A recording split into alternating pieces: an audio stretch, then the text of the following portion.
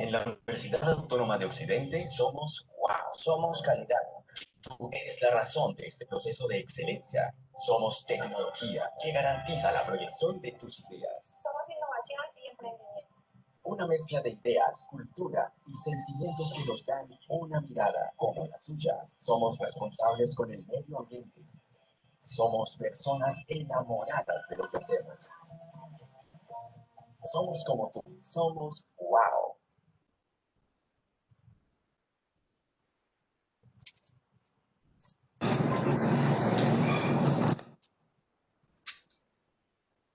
Muy buenas tardes para todos. La Universidad Autónoma de Occidente les da la más cordial bienvenida y agradece su asistencia al webinar Transformación Inteligente de la Naturaleza que puede cambiar el mundo, cuya facilitadora es la doctora Paola Andrea Neuta. Ella es bacterióloga y laboratorista clínica, magíster en ciencias básicas médicas y doctora en ciencias biomédicas. Además, tiene experiencia en investigación en medicina regenerativa y es creadora y directora por la Universidad Autónoma de Occidente del doctorado en bioingeniería en convenio con la Universidad del Valle. Doctora Paola, buenas tardes y bienvenida a este espacio de mucho aprendizaje para todos. ¿Cómo estás, profe? Buenas tardes, Federica, muy bien, ¿y tú? Muy bien, muchísimas gracias, profe. Te doy la palabra.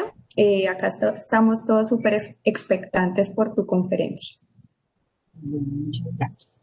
Hemos decidido hacer este webinar para contarles un poco de lo que es la bioingeniería.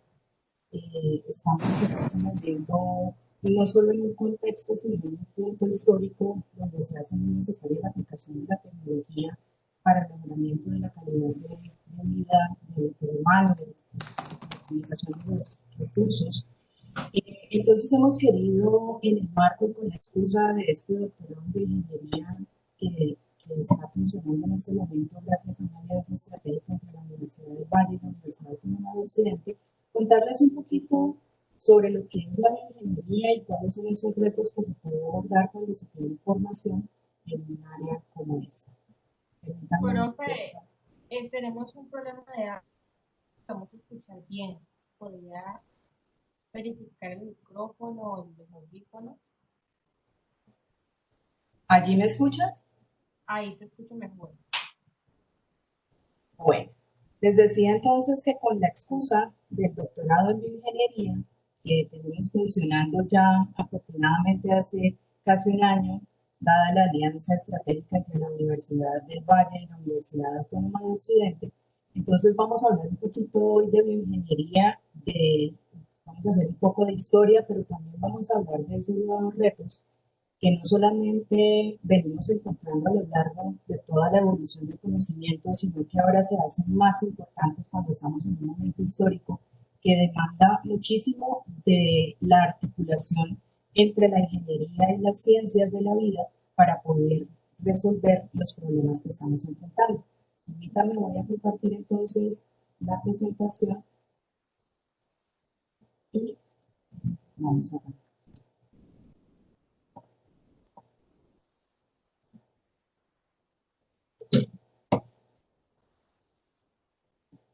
¿Me confirman si estamos viendo la presentación, por favor? Sí, profe, la estamos viendo.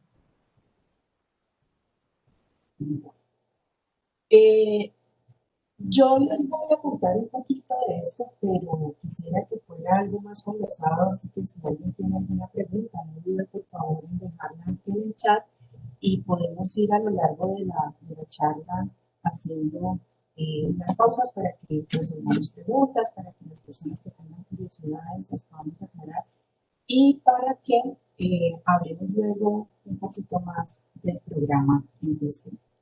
Bueno, cuando nosotros hablamos de bioingeniería, pues normalmente hablamos de la fusión del conocimiento de la ingeniería con la ciencia de la vida. Esto permite, como el título lo dice, una transformación inteligente de la naturaleza que puede cambiar el mundo.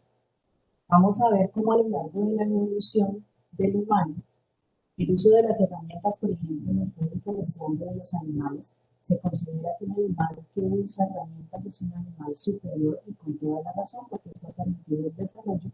Y por supuesto, desde el comienzo, entonces, de la historia humana, nosotros hemos venido encontrando que siempre el hombre ha estado en la búsqueda de mejorar a través de técnicas e instrumentos su calidad de vida.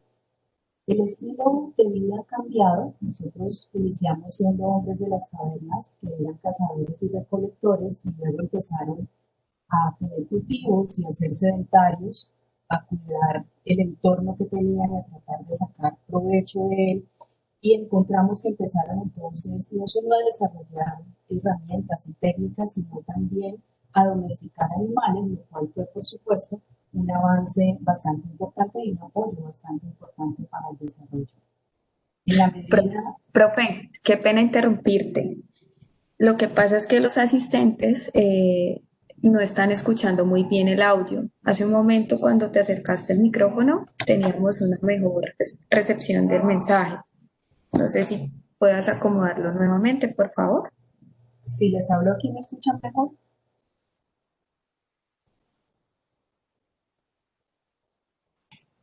Sí, ahí les ponemos mejor, pero ¿puedo volver a intentar? Sí. O de pronto sin manos libres, probando el micrófono de la computadora. Esta computadora no quiso conectarse sin herramientas, por eso estoy haciendo mucho de... Parte del problema es que se escucha bajo y se escucha lejos y se interrumpe la comunicación a veces. Lo otro es que por acá, por mi casa, está empezando a llover de una forma terrible. Yo no sé si eso esté desmejorando también la conexión. Pero podemos intentar nuevamente así como te acercaste al micrófono, que se escuche un poco mejor. Bueno, aquí yo estoy hablando cerca, muy cerca al micrófono. Ahí ya está mejor, profe. Gracias. Bueno, entonces hablábamos de que estos cambios, de que esta evolución del estilo de vida del humano, de pasar de ser un hombre de las cavernas cazador recolector a hacerse dueño de la tierra, a cultivar, a domesticar animales, permitió también unos cambios en los patrones culturales y sociales, con una organización de roles dentro de la sociedad y con el ir encontrando la formación especializada que permitiera ir resolviendo los problemas que esa sociedad demandaba. Por supuesto, se han ido desarrollando en el camino herramientas mucho más sofisticadas, siempre en esa búsqueda y en esa satisfacción de la curiosidad humana para desarrollar elementos que le permitan mejorar su calidad de vida. Ya desde la antigüedad, en el antiguo Egipto, y descrito, por ejemplo, como en el papiro que nosotros vemos aquí a nuestra izquierda, está que había personas que se encargaban con particularidad y con cierto tipo de adiestramiento de la atención, por ejemplo, en salud. También encontramos que ya se empezaban a hacer implantes a base de cueros y de madera para reemplazar partes del cuerpo que se habían perdido, como es el caso de esta prótesis de hallux que encontraron en una momia del antiguo Egipto. Y veíamos también en cráneos y en huesos que han encontrado de diversa naturaleza de este periodo del antiguo Egipto, por ejemplo, que era una cultura bastante avanzada, la utilización o la evidencia de la utilización de herramientas bastante especializadas. En esta época, la atención, por ejemplo, de los enfermos se hacía en la casa. Había una persona que iba, y que pues entonces no le llamaban médico, pero había una persona que iba de casa en casa haciendo la atención correspondiente. Entonces vemos cómo no solo se va evolucionando en lo que tiene que ver con la economía y con los estilos de vida, sino también en la salud. Ya hacia la Edad Media, en la antigua Roma, esta se destaca por los avances en las técnicas.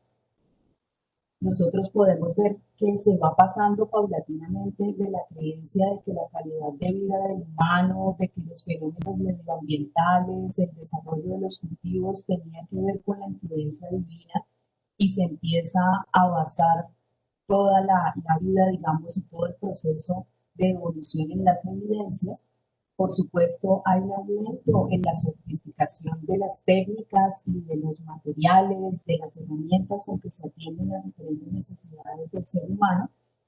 Y también empezamos a ver la aparición de lo que conocemos hoy en día como los hospitales. En esa época, Esculapio empieza a desarrollar unos centros donde iban a pasar la noche los pacientes y bajo observación se empezaba a ver qué era lo que les estaba pasando de acuerdo con sus patrones de sueño para tratar de recolectar evidencias que permitieran influir o determinar cuál era el tratamiento a seguir. Entonces empezamos a ver la aparición, por ejemplo, del concepto de hospital. En la Edad Media teníamos una economía basada en la agricultura y se empezó a evidenciar el poder de la tierra, el poseer la tierra, y en ese momento, por supuesto, no se hacía o no se prestaba mayor atención a cómo el ejercicio de las actividades humanas afectaba al medio ambiente o cómo se podían ir eliminando los recursos, mientras que en la actualidad podemos ver que este es un punto bastante importante que se cuestiona en el momento de plantear cualquier desarrollo. En la modernidad, pues nosotros encontramos un avance grandísimo en la ciencia. Se considera que la tecnología cada 2 años sufre una evolución bastante grande, un porcentaje bastante alto. Y digamos que hacia el final de las guerras es donde más encontramos avance en lo que tiene que ver, por ejemplo, con los equipos médicos. Allí empiezan esos primeros intentos de fusión de la ciencia con la ingeniería y se empieza el desarrollo de los primeros equipos que van a permitir la medición de las señales eléctricas del organismo. Aquí tenemos, por ejemplo, el primer electrocardiógrafo. Es la época donde hay un gran impulso para las imágenes médicas con el descubrimiento de los rayos X. Y aparecen las primeras escuelas de formación de ingenieros que buscan resolver problemas en salud. En ese momento eran ingenieros electrónicos. Las otras profesiones que tenían que ver con la agricultura o con la parte industrial, pues de pronto no estaban tan fuertes en ese momento, sino que era muy empírica digamos que la aplicación de las técnicas. Con la aparición entonces de la revolución industrial, dentro de esa modernidad, nosotros empezamos a ver un impacto bastante grande sobre el medio ambiente, aunque en ese momento no se pensaba en ello.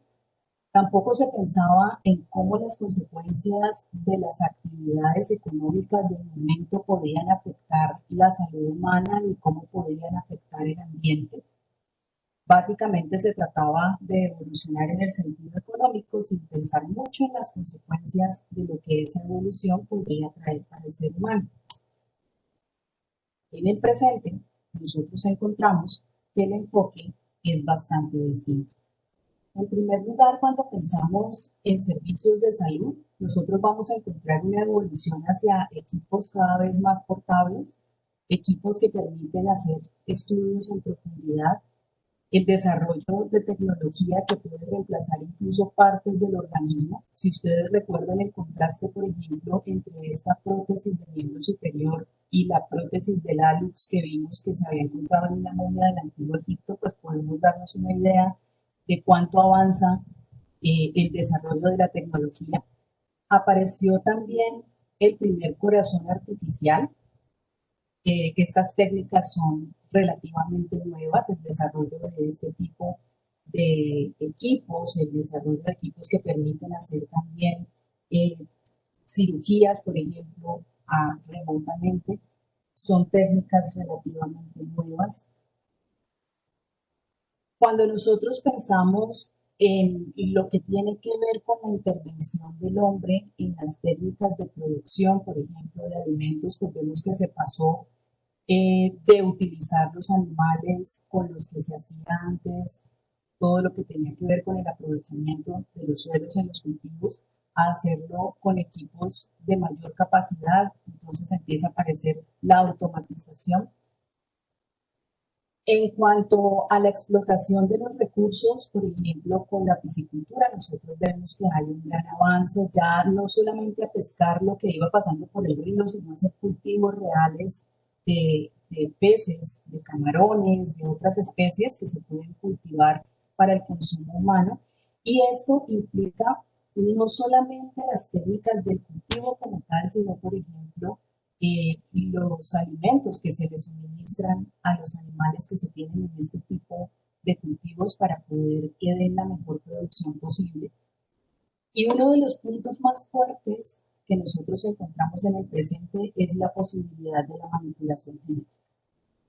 Cuando hablamos del presente de la manipulación genética, básicamente hablamos de una historia que arranca en 1953 con el descubrimiento de la estructura de la molécula de DNA. Ya en 1922 se habían dado cuenta que la herencia no era por proteínas, sino que era por una molécula distinta, y en 1953 empieza todo el asunto de la manipulación del estudio genético, del estudio de la molécula de DNA, y esto abre una ventana con las técnicas de manipulación genética. En el año 2000, en Celera Genomics, el señor Craig Venter logra secuenciar el genoma humano completamente secuenciado, y esto empieza a introducir en el panorama de la bioingeniería unas nuevas visiones y unas nuevas posibilidades. Aquí ya se empieza a hablar entonces de tratar de curar enfermedades a través, por ejemplo, de la terapia génica, pero también nos vemos enfrentados a los dilemas éticos del caso, cuando pensamos, por ejemplo, en la discriminación que puede haber por la predisposición genética de un individuo a sufrir una enfermedad. También empieza el boom de los alimentos transgénicos. Miren que si nosotros pensamos en estos desarrollos de la bioingeniería de esta forma, cuando se empieza a pensar en la optimización de esos recursos, a la producción de gran escala, estamos hablando más o menos desde, no sé, la década del 50 hacia acá. Y es allí entonces donde empiezan a encontrarse que todas esas manipulaciones pueden ser muy buenas, pero que también tienen unos resultados que en este momento no se conocen. Y la bioingeniería tiene que servir no solamente para identificar cómo estas manipulaciones pueden mejorar las especies, sino para averiguar cuáles son las consecuencias de este tipo de manipulaciones o de este tipo de intervenciones sobre el medio ambiente, sobre los recursos naturales, para poder optimizar su uso y para evitar consecuencias que pueden de pronto ser nefastas para la población. En el presente también empezamos a preocuparnos por algo que no se había preocupado la gente antes, y es el asunto del medio ambiente.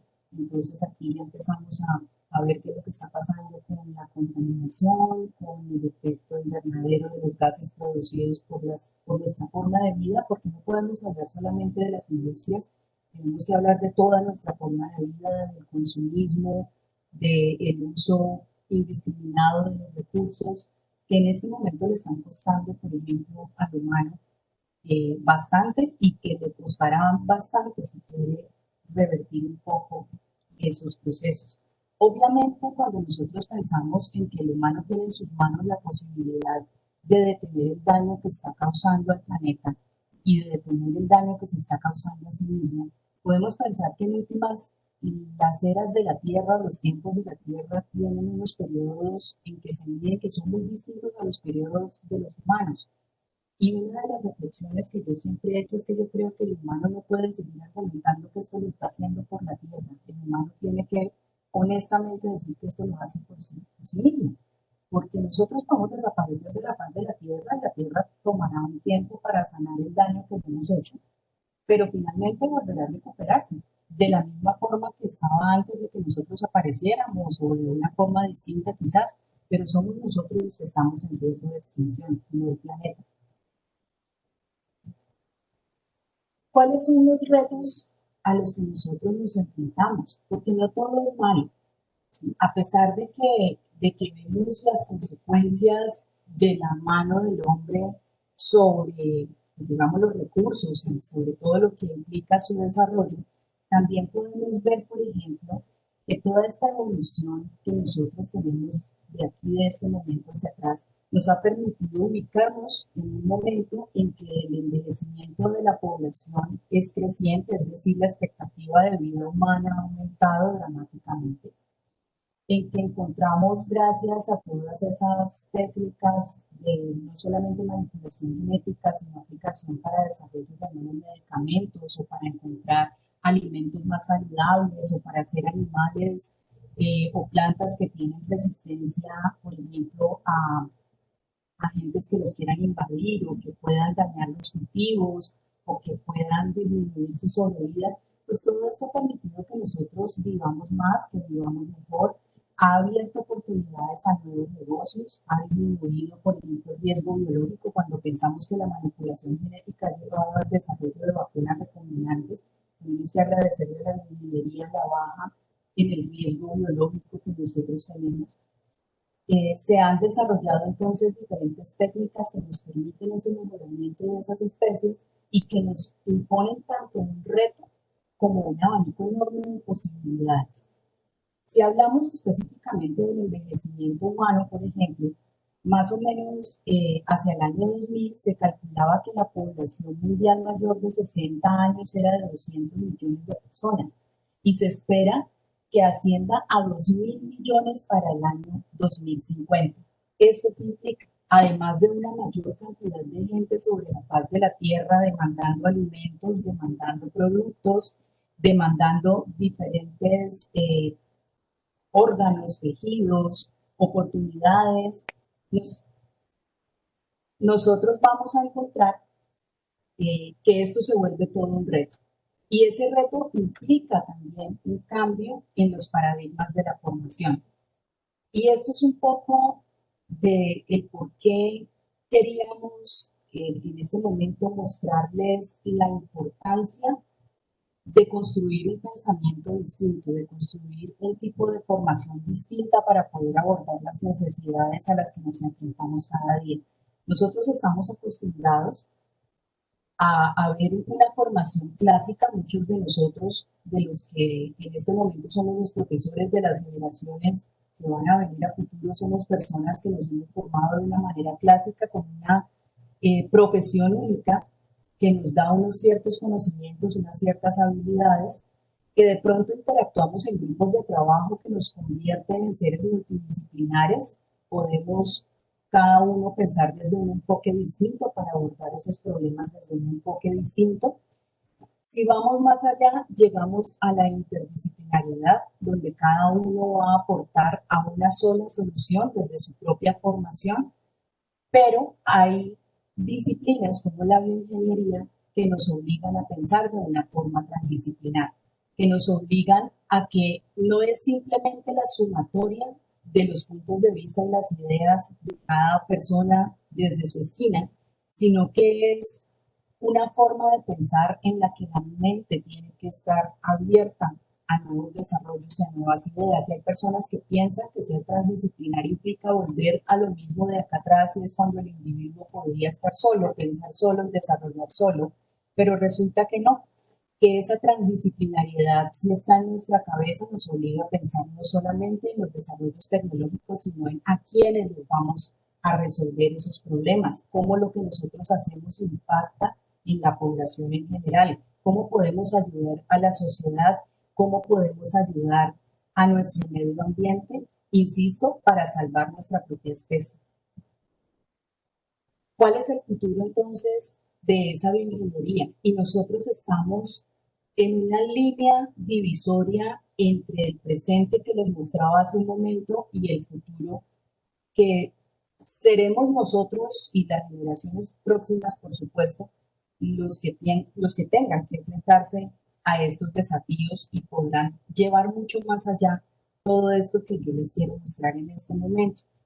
Si nosotros contrastamos, por ejemplo, lo que les mostré hace un rato de ese corazón artificial, pues ese corazón artificial en su momento fue un desarrollo extraordinario, porque se implantaba y permitía que volviera la sangre a ser bombeada por esta máquina, por este dispositivo mecánico, pero resulta que también con el avance de la ciencia se dieron cuenta que el corazón no es simplemente una máquina de bombeo, sino que es un órgano bastante complejo que además tiene funciones endocrinas porque produce una cantidad de sustancias que hacen posibles otros tantos procesos dentro del cuerpo humano.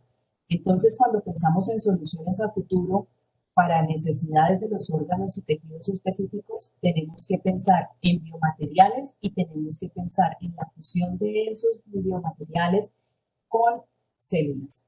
Entonces, miren que esto ya implica esa transdisciplinaridad. Yo no puedo pensar solamente en desarrollarlo desde la ingeniería mecánica tal vez o electrónica, sino que tengo que pensar en que tengo que combinar esa capacidad de ingeniería con el desarrollo de nuevos materiales, materiales que sean biocompatibles, porque no pueden causar, por supuesto, ninguna reacción en el humano, que yo pueda combinar con células cultivadas en un laboratorio y que luego, por ejemplo, por técnicas de impresión 3D, nosotros podamos poner a funcionar y que podamos implantar tejidos que puedan llegar a suplir esas necesidades en un corazón infartado. Estos son desarrollos de la bioingeniería que en este momento se encuentran en la frontera, ¿sí? Se encuentran en experimentación y que nos alejan de esa máquina de bombeo artificial que veíamos atrás y nos acercan a algo que para muchos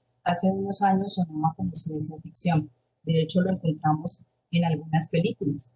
También ese futuro nos tiene que retar a que los dispositivos de rehabilitación ya no sean solamente un bastón, no sean una prótesis que simplemente está allí puesta y permite medianamente cumplir con las funciones, sino que incluso encontramos dispositivos que pueden brindarle soluciones a personas que pensaron que ya jamás podrían recuperar sus funciones, dispositivos avanzados como las prótesis eléctricas que encontramos en este momento en desarrollo que funcionan mediante impulsos nerviosos captando las intenciones del usuario desde su cerebro para ejecutar una acción.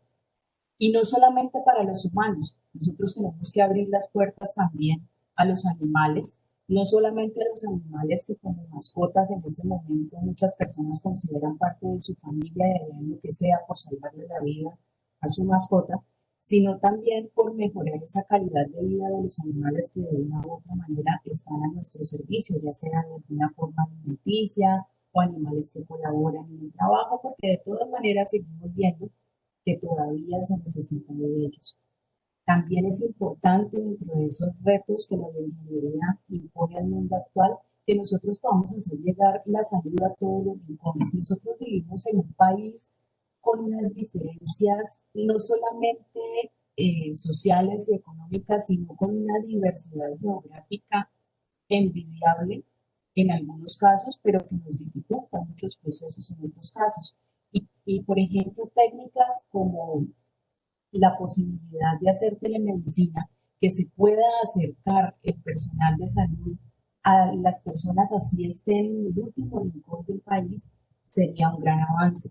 También quería mostrarles, por ejemplo, muy especialmente este nuevo desarrollo de inteligencia artificial como apoyo para la detección del COVID-19, que es un claro ejemplo de cómo la bioingeniería puede ayudar a transformar el mundo. Este desarrollo es hecho por un estudiante del doctorado en bioingeniería que tenemos en este momento, que es parte de la primera cohorte, el ingeniero Andrés Felipe Escobar. Han desarrollado una técnica que en este momento está siendo probado para hacer diagnóstico rápido de COVID-19 sin que haya que esperar los resultados de una técnica como la PCR, que ustedes saben que es lo que se hace en este momento buscando pues, el material genético del virus en las muestras que nosotros tenemos.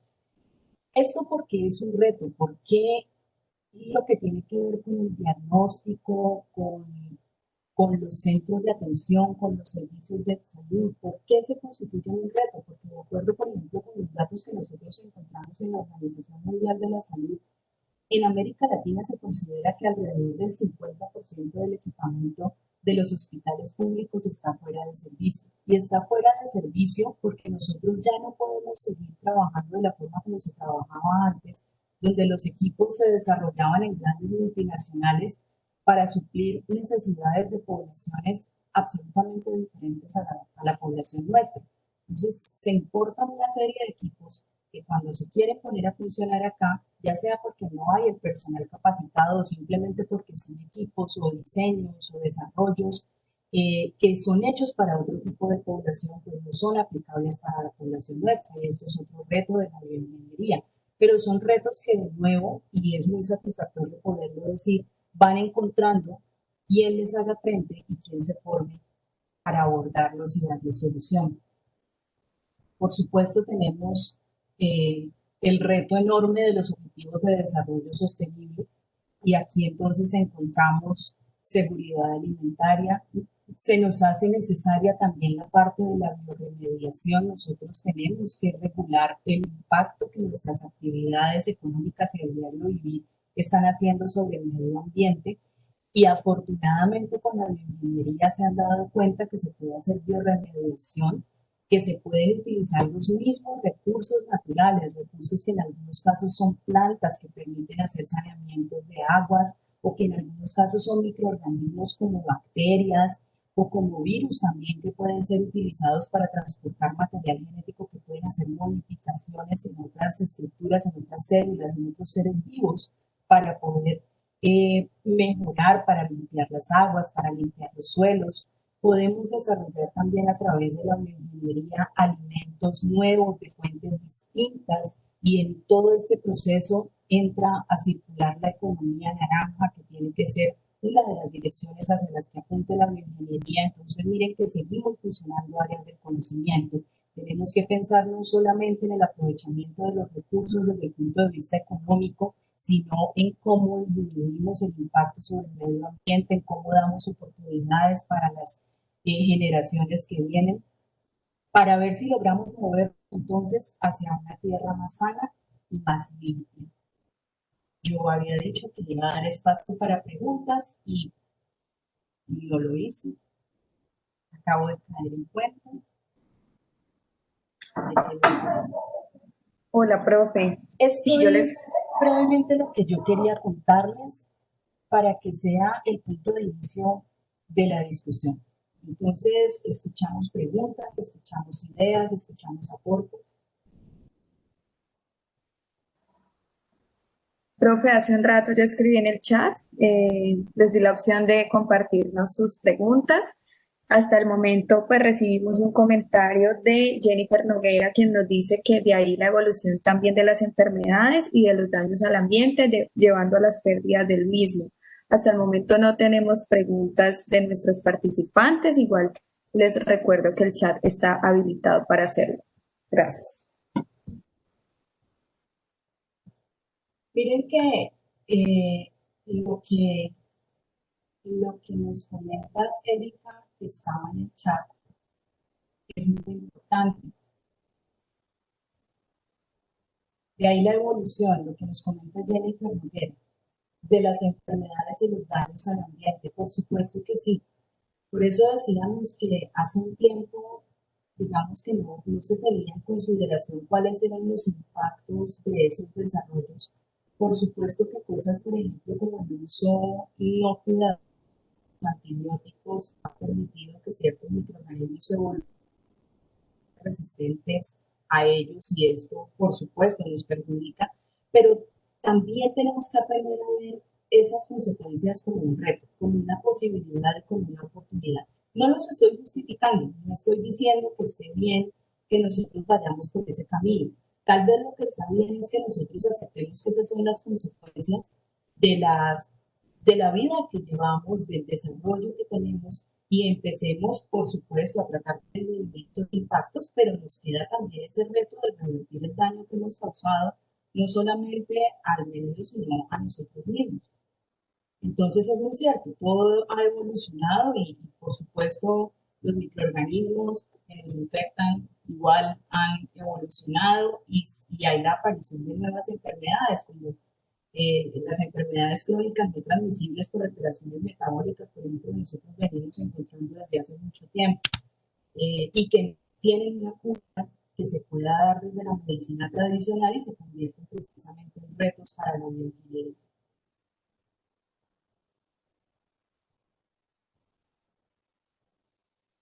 Bueno, a mí me preocupa cuando no hay preguntas porque o todo está muy claro o Profe, Jennifer nos complementa con algo y ya dice lo siguiente, lo que sucede es que los aportes que hoy por hoy se deben hacer deben ser muy significativos porque llevamos un acumulado de daños, los retos son muy grandes.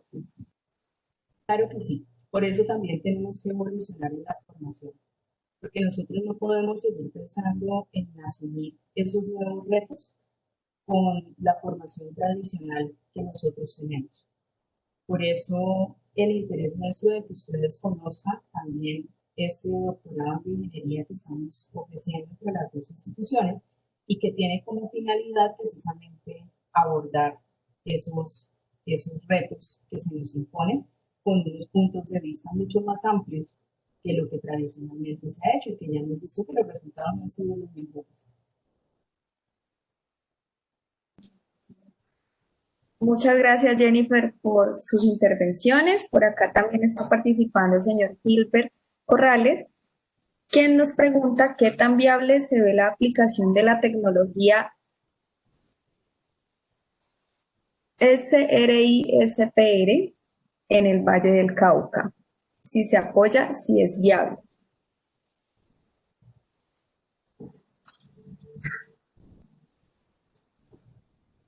Cuando nosotros pensamos en, en el asunto de la utilización de este tipo de genomas, que son los genomas cortos, por ejemplo, de microorganismos, tienen muchas aplicaciones. Por ejemplo, en la terapia génica, eh, a ver, nosotros aquí tenemos personas de distintas disciplinas, entonces yo voy a aclarar algo un momento antes de continuar. Cuando nosotros hablamos, por ejemplo, de técnicas como la terapia génica, yo quiero que ustedes se imaginen que nuestro material genético, que nuestro DNA es una biblioteca. En una biblioteca nosotros tenemos una serie de libros o diferentes tomos de una enciclopedia y cada uno de ellos tiene una información distinta.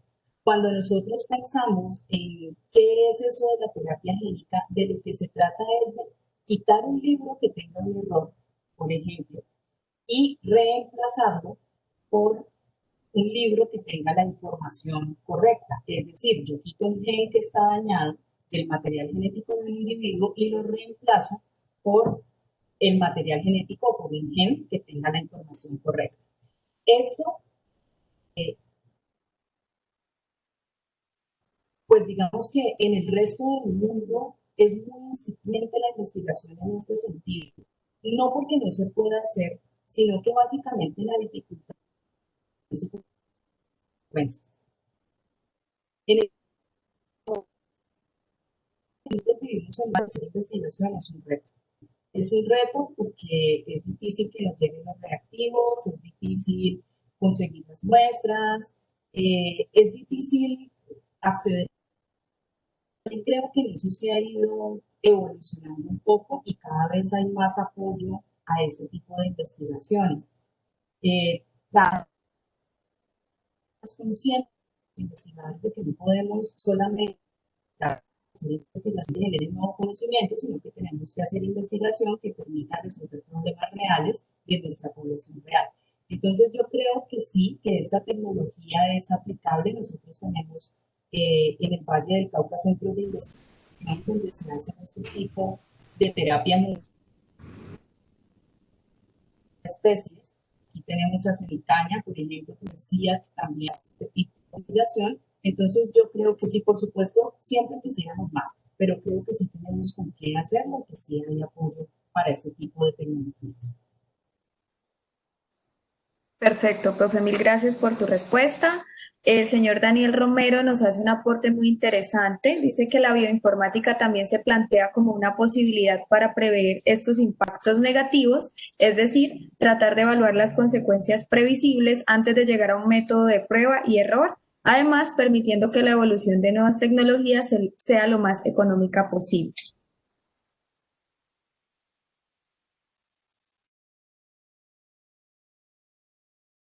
Es una de estas líneas, digamos, de la ingeniería y que nace de la fusión de las ciencias de la vida con la informática. Y ha demostrado, precisamente como lo está diciendo Daniel, que puede disminuir las necesidades económicas y que se pueden anticipar esos resultados con bastante eficiencia, optimizando mucho los procesos de investigación.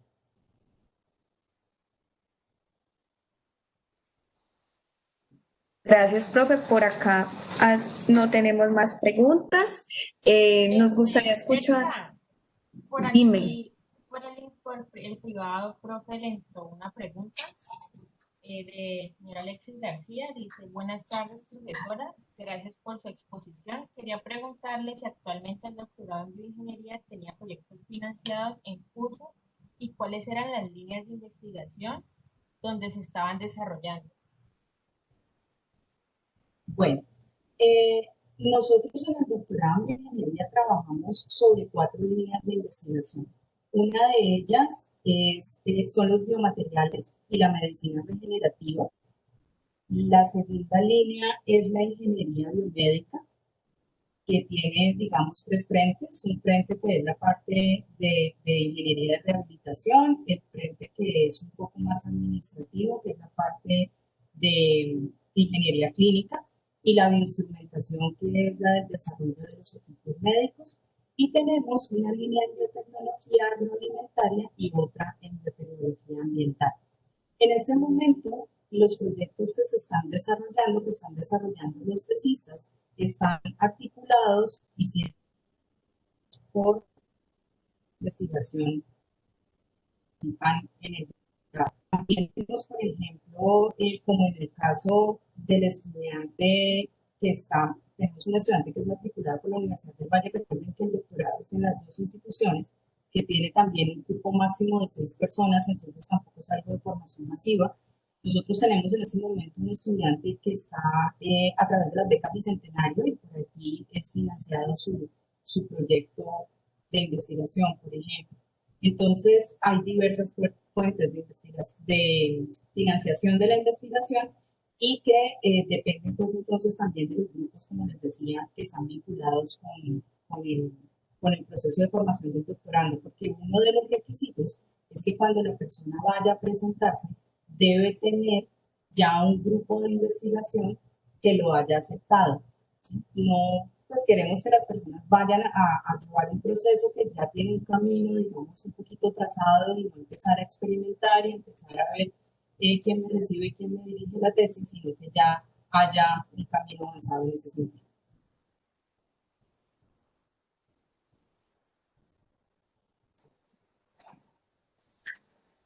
Ok, profe. Pues acá no tengo más preguntas. No sé, Laura, si internamente has recibido alguna consulta. No, por mi parte ¿No? no. Ok. Bueno, mil gracias a todas las personas por sus preguntas. Profe, ahora sí, pues cuéntanos, ¿por qué hacer el doctorado en bioingeniería? Bueno, mención comercial, no mentiras. A ver, el doctorado en ingeniería es un doctorado que nace como respuesta precisamente a lo que mencionábamos ahora, que son las necesidades en estos frentes. Nosotros tenemos un país muy biodiverso, y un país con unos recursos grandísimos, pero no infinitos, y que tienen que ser cuidados, porque de lo contrario se nos van a acabar más rápidamente de lo que imaginamos. Nosotros, ¿qué les ofrecemos en el doctorado? Una formación transdisciplinar, que era lo que mencionábamos ahora, la posibilidad de trabajar con profesores tanto de la Universidad del Valle como de la Universidad Autónoma de Occidente, que tienen formación en distintas áreas. Bueno, aquí tienen ustedes la imagen del doctorado. Entonces, con esta formación y esta posibilidad de trabajar en estos grupos interdisciplinarios, la idea es que se forme un doctor que vea estos retos y estas necesidades precisamente desde los distintos ángulos. La importancia de la formación en ese doctorado y en ese sentido es que las soluciones que se van a dar a los problemas que se aborden van a ser soluciones que van a abarcar las diferentes visiones y los diferentes impactos. Esto es por naturaleza la bioingeniería. Nosotros entonces tenemos, por ejemplo, un perfil de ingreso bastante amplio. Tiene cabida toda persona que tenga formación en ingeniería, en cualquiera de las ramas de la ingeniería, en cualquiera de las ramas de las ciencias o en cualquiera de las ramas de la salud, y que quiera articular vincular sus conocimientos complementando la formación de base que trae con la formación que le puede ofrecer el doctorado para ir más allá entonces y poder desarrollar sus habilidades, sus conocimientos y poder proponer esas soluciones transdisciplinares que nosotros les mencionamos. Por eso ustedes van a encontrar, por ejemplo, en el plan de estudios del doctorado que no es un doctorado con unas asignaturas que tengan nombre propio.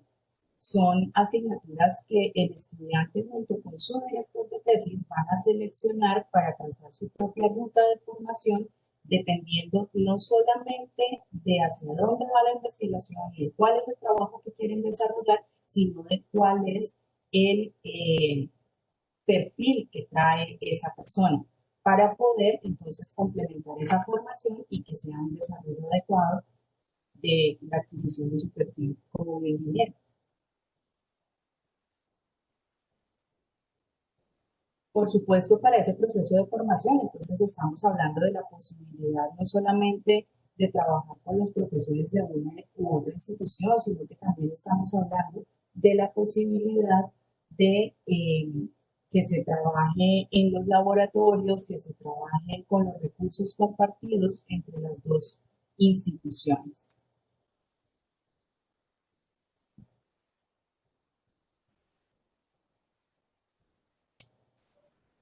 Ok, profe, muchas gracias. Uno de los participantes está interesado nos pregunta que si becas para iniciar el doctorado. Sí, tanto en la Universidad del Valle como en la Universidad Autónoma, nosotros tenemos una figura que se conoce como en la del Valle asistente de docencia, en la Autónoma asistente graduado, que le permite al estudiante financiar, es una beca, es un crédito condonable, que le permite pagar la matrícula y además de eso, pues por cumplir con ciertas, digamos, contraprestaciones con la universidad, entonces puede recibir un apoyo para su mantenimiento, para su sostenimiento.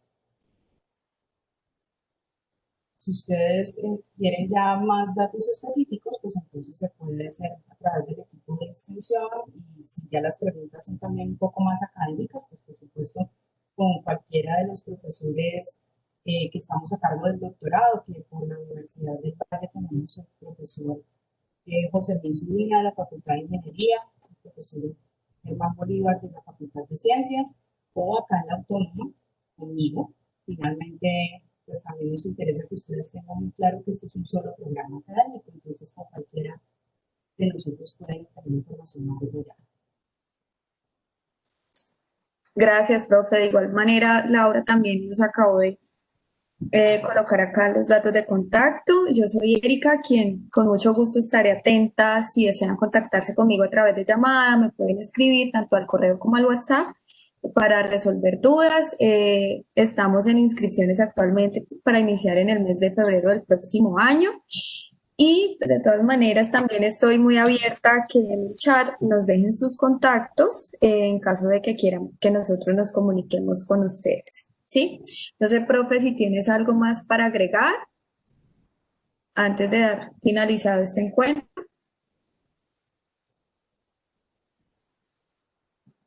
Muchas gracias, ¿no? Pues, agradecerles la asistencia, la participación y decirles que quedamos abiertos para resolver cualquier inquietud. Que les ofrecemos un programa de doctorado distinto, más es lo que se puede encontrar en los países desarrollados, que nosotros siempre mencionamos que es algo menos asignaturista, que no es una suma de materias, sino que se ajusta a las necesidades.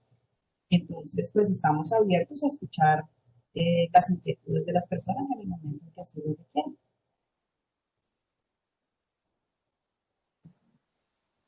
Así es, estamos pues muy abiertos para brindarles toda la información que requieran, tanto el tema académico, como lo decía la profe, como todo el proceso de admisión, requisitos, becas, formas de financiar su doctorado.